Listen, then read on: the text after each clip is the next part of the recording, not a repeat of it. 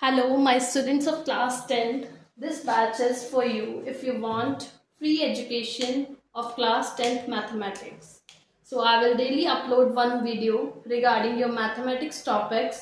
So be regular in order to get good score in your mathematics paper. So let's start with our first topic, that is real numbers. Real numbers. So in our mathematics, there are two types of numbers, real numbers and complex numbers. अभी तक हमने छोटी classes में read किया कि natural numbers होते हैं, integers are there, rational numbers are there, fractions are there. Now in this class we are just dealing with irrational numbers also. All these numbers together form a group which is known to be the real numbers. Later on in higher classes, that is in plus 1, you will learn about complex numbers. So let's be on our topic, that is real numbers.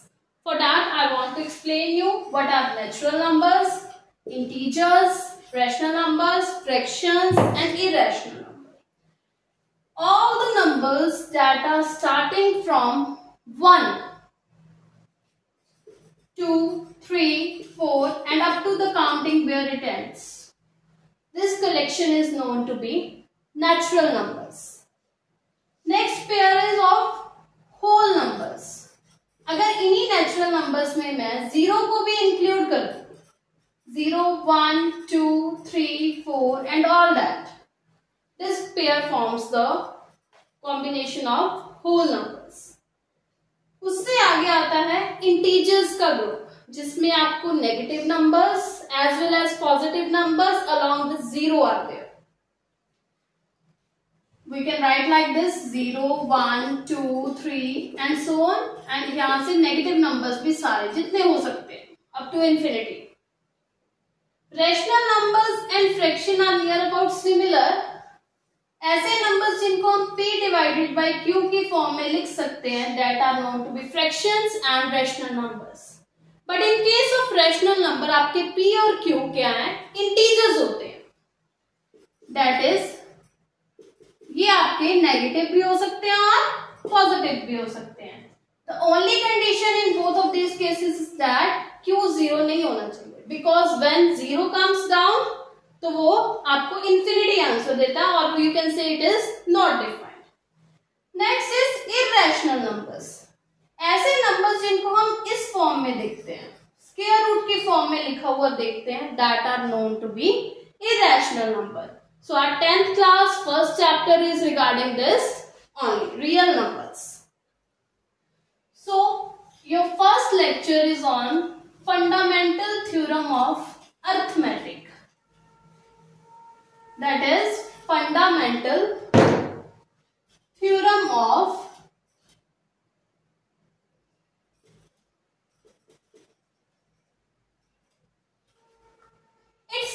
that कोई भी number है जो आपका, उसको आप जो which is a composite number and prime numbers are there. Prime number वो होते हैं जो सिर्फ अपने ही टेबल पे जाए, like 2, 3, 5, 7, 11 and all. और ऐसे नंबर जो अपने टेबल पे तो जाते ही हैं, बट इनके अलावा किसी और टेबल पे भी जाएं, that are known to be the composite number. Like if I take the example of 4. 4 अपने टेबल पे तो जाता ही है, 1 के टेबल पे भी जाता है, but it is going on 2's table also. We say that 2 2s are 4. तो ऐसे नंबर जिनका अपने अलावा भी कोई आंसर आता है, लाइक 2 इज देयर, तो ऐसे नंबर्स को हम कहते हैं composite numbers.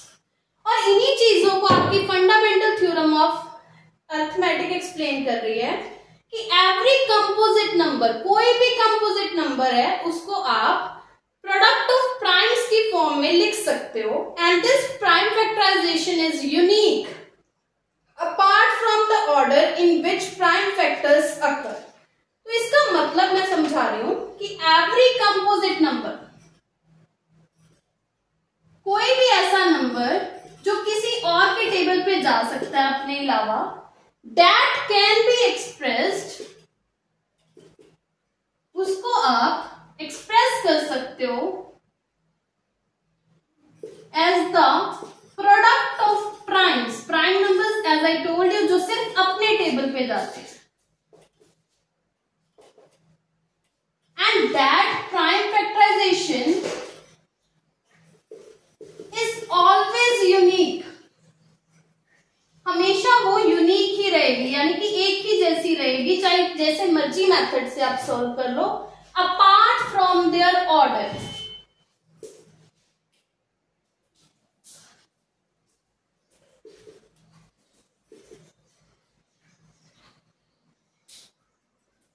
It means suppose we know that 6 को हम लिख सकते हैं 2 3 6, 3 2 भी तो 6 ही होता है। इट इज सेइंग दैट कि प्राइम फैक्टराइजेशन हमेशा ही यूनिक रहेगी, आंसर तो हमेशा 2 और 3 का मल्टीपल ही आ रहा है 6, but I have in this case I have written 2 as first number and in this case 3 as first number, दोनों में एक एक बार ही 2 और 3 है।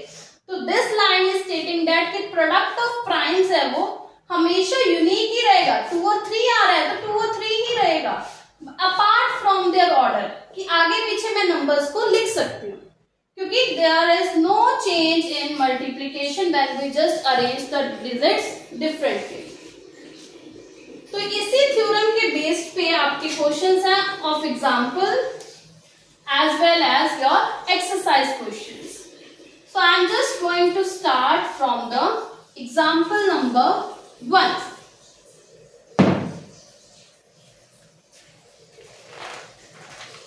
Your example number 1 is saying that consider the numbers 4 power n where n is a natural number. ऐसे numbers जिनको आप 4 की पावर n की फॉर्म में लिख रहे हो and n is your natural number. It means कौन कौन से नंबर आएंगे? Natural numbers are 1 2 3 4 and so on. तो ऐसे नंबर्स जिनको मैं 4 की पावर 1 की फॉर्म में, 4 की पावर 2 की फॉर्म में, 4 की पावर 3 की फॉर्म में, 4 की पावर 4 की फॉर्म में एक्सप्रेस कर रही हूं, that check whether there is any value of n for which 4 raised to power n ends with the digit 0. तो आपको चेक करना है कि कोई भी ऐसा डिजिट आ रहा है कि जिसके एंड पे 0 आए। Now solution is given in the form if the number 4 raised to power n for any n where to end with digit 0 it must be divisible by 5. तो हमारा डिविजिबिलिटी रूल क्या कहता है 5 से? डिविजिबिलिटी रूल बाय 5 कि जो भी number आपका 5 से डिविजिबल होगा उसके पीछे या तो 0 आएगा या 5 आएगा। Same is the case in 10. Answer will be 0 only at the end when it is divisible by 10. But since we are just talking about prime numbers, तो prime number एक ऐसा ही 5 नंबर है जिसके पीछे वंस डिजिट 0 या 5 आता है। But we know that 4 raised to power n can be written as, देखो 2 की पावर 2 ही होते हैं 4 and here it is n. As the law of exponent says कि अगर पावर डबल पड़ी है तो it can be written like this 2 raised to power 2n. But in this prime factorization 5 is not there and it can be expressed as the product of primes only where only prime number is 2. Since 5 is not there in the prime factorization, so never 4 raised to power n can be having any digit which just ends with 0. अगर यहाँ पे आपकी prime factorisation में कहीं पे भी 5 होता तो your answer would be yes. But since it is not there, so your answer is that no number like of 4 power n can be expressed with the digit ending with 0. That's all about your example number 1. Now example number 2. Finding the LCM and HCF of 6 and 20 by prime factorization method. 6 और 20 का LCM करना है by prime factorization method. LCM का मतलब होता है lowest common multiple, while आपका जो एचसीएफ है उसकी फुल फॉर्म है हाईएस्ट कॉमन फैक्टर। तो हमें डील करना है 6 और 20 के एलसीएम और एचसीएफ से। Now let's study how to find the LCM and HCF of any number.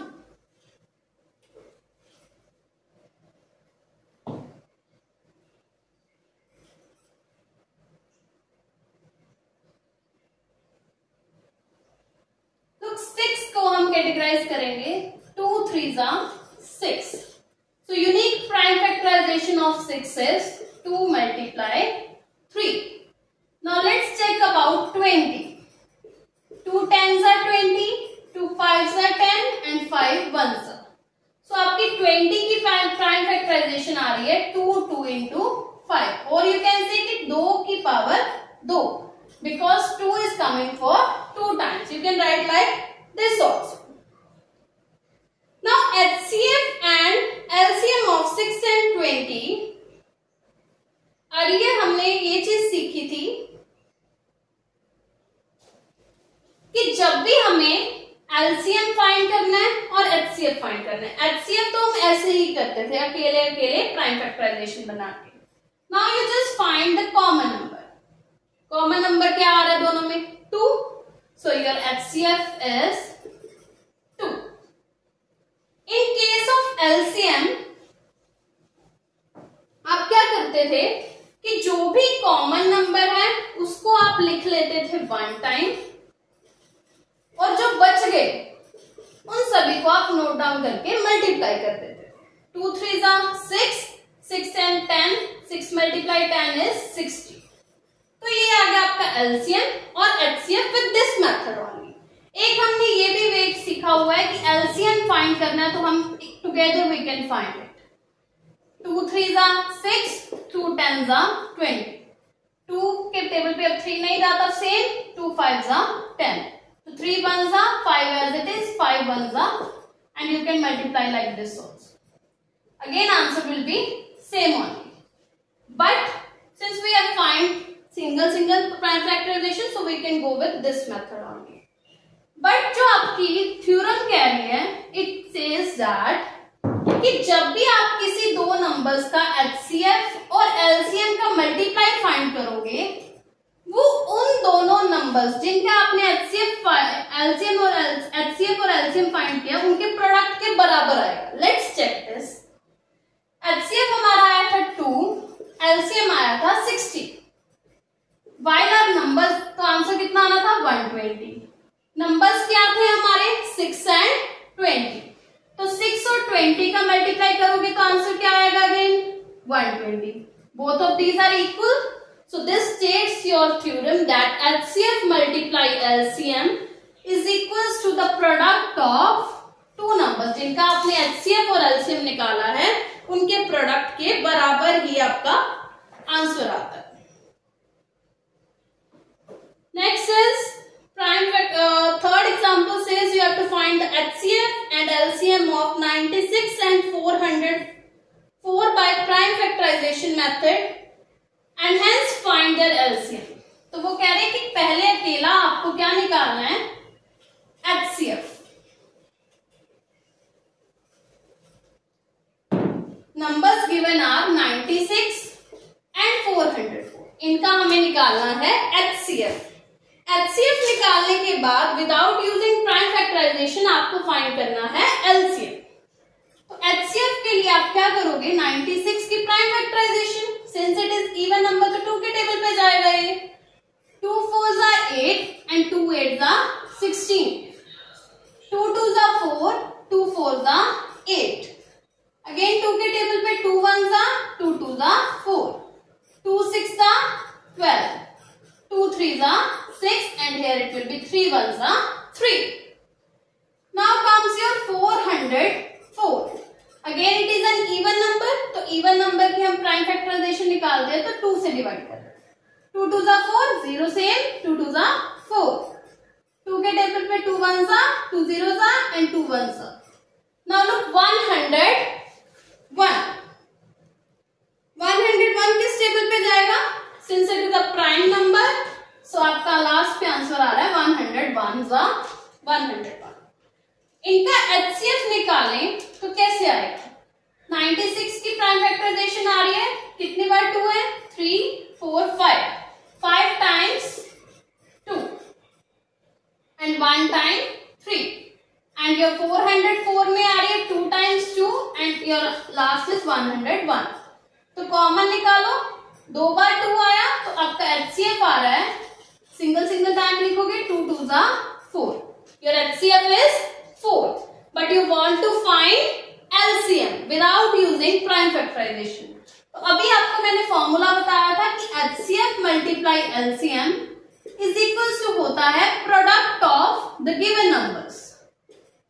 अभी गिवन नंबर्स कितने हैं हमारे? 96 एंड 404. प्रोडक्ट का मतलब होता है मल्टीप्लाई करना.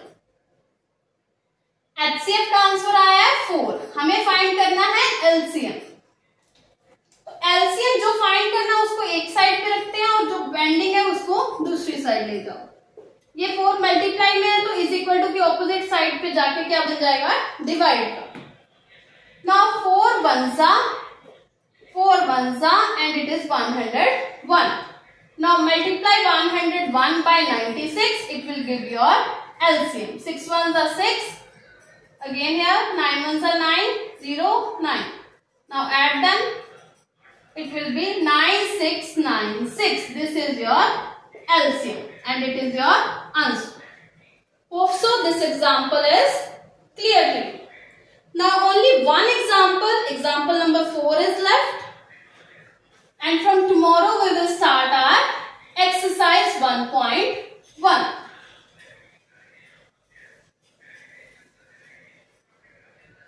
HCF and LCM फाइंड करना है आपको 6, 72 एंड 120 का using the HCF method, prime factorization method.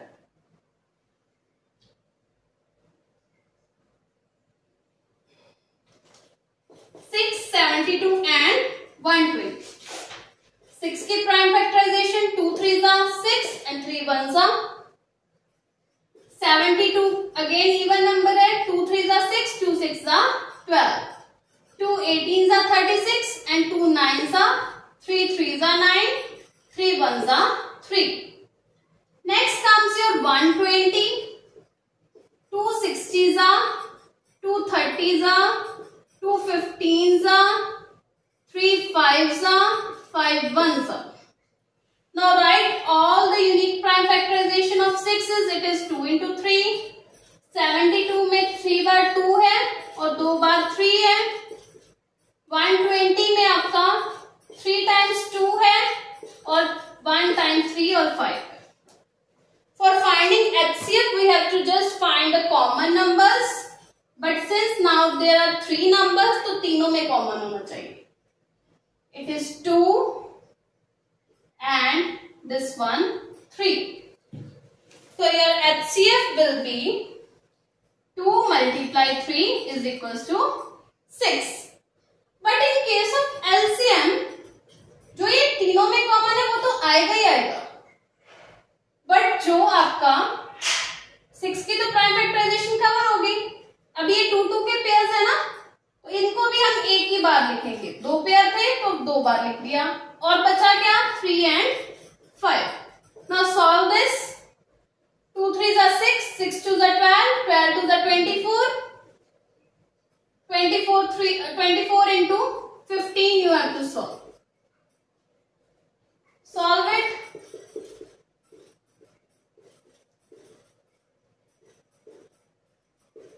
Answer will be 360. So your LCM is